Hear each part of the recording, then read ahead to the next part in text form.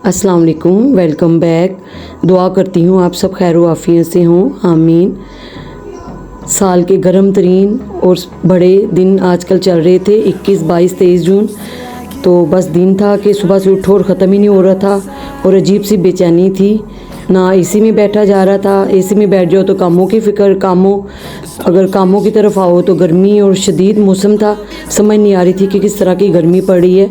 मैंने कल से मलाई सारी निकाल के इकट्ठी करके उसको जाग लगाई हुई थी, दही लगा के। तो अब मैं उसके मक्खन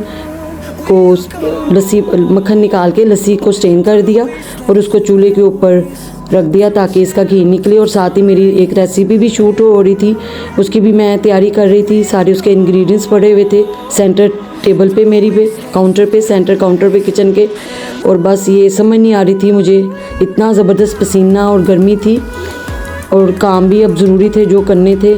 किचन में खाना पकाना भी ज़रूरी है, चाहे जितने मर्ज़ी हेल्पर हों, लेकिन ख़ुद भी काम तो करना ही है। तो आजकल नफली भी आई हुई थी, वो भी शेरू के साथ साथ अंदर बाई फिर रही थी। उसको भी बड़ी मुश्किल से काबू किया हुआ था।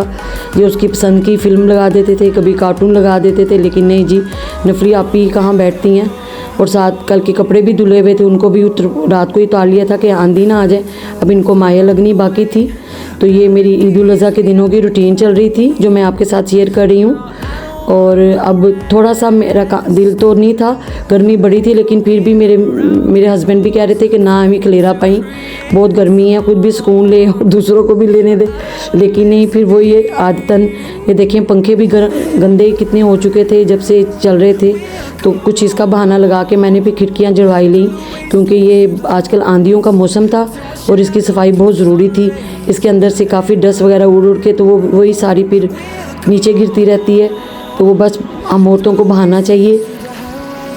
अब मैंने आपको बाहर का भी थोड़ी सी गर्मी का हवाल बताना चाहती हूँ। मेरी चारों साइडों पे गली है, कहीं पे भी साथ दीवार नहीं है दूसरे घर की, तो इसलिए बहुत शदीद गर्म घर है हमारा।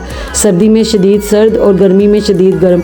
लेकिन शुक्र है अल्लाह का, अल्लाह ने इतना अच्छा मुल्क दिया, इतने अच्छे मौसम दिए, गर्मी, सर्दी, बहार, बरसात, ख़िज़ां, हर चीज़ की अपनी अपनी अफादियत है।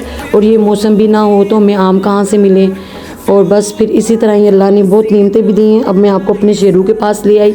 ये देखें जी, शेरू के माशाल्लाह से ये पट्ठे वगैरह मिक्स करके आटा डाल के उसका अलहदा से आटा पिसवा लिया था अब्दुल्ला ने गंदम लेके, और ये पानी में भी आटा डाल के उसको पिला रहा था। तो खुद तो फैक्ट्री चला गया था और बाकी हेल्पर्स को कह गया था कि इसका ख्याल रखना। तो ये उसकी तूड़ी इकट्ठी आई हुई थी, उस तरफ उसकी वो खाल जो होती है वो बाल्टी में भीगी पड़ी थी। तो बस ये साए के नीचे, तरपाल के साए के नीचे ये बंधा पड़ा, और इसका गोबर सारा मैं क्यारी में फिकवा रही हूँ ताकि यहाँ से कुछ ये इसको मली के तौर पे भी ये इस्तेमाल हो जाएगा, मेरे बाकी पौधों में भी। बस इसको मैं यूटिलाइज़ कर रही हूँ क्योंकि गंद को उठाना फिर बाहर फेंकना बहुत मुश्किल था। तो मैं यही कह रही थी कि चलो यहाँ पे इकट्ठा करो और यहाँ से फिर बाकी पौधों में भी शिफ्ट कर देना। और ये मेरा भांजा भी रात के इसने मेरा व्लॉग देखा था तो कह रहा था कि मामा मैंने खाला के घर जाना है उनका शेरू देखने। तो ये शेरू देखने आया हुआ था। तो बस ये 2-3 घंटों के लिए दोनों के लिए आया था और इसने अपने भैया के साथ वापस चले जाना था। तो बस ये देखें, मैंने आपको शेरू को हाथ लगा के दिखाया है प्यार करके। ये बिल्कुल भी बुरा नहीं मनाता, बहुत ही प्यारा जानवर है।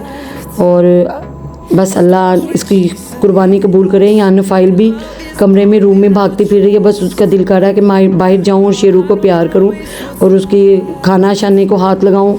बस हर चीज़ को इसका होता है कि मैं टच करूँ।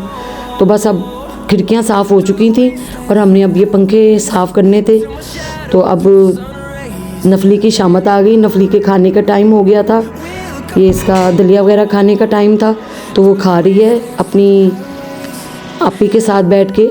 ये इसको बहुत आपी अच्छी रखती हैं, इसको दामनी कहती है, पता नहीं क्या क्या इसके नाम रखे हुए इसने। तो यही इसके साथ ज़्यादा इसके साथ रहती है, इसका ख्याल रखती है। और मैं दोबारा किचन में आ गई व्लॉग बना के। मैंने कहा चलें बाप को दिखाऊं कि अब इसकी झाग ऊपर आ गई है और इंशाल्लाह ये 1-2 घंटे तक मेरा घी भी तैयार हो जाएगा। इजाज़त दीजिए, अल्लाह हाफ़िज़।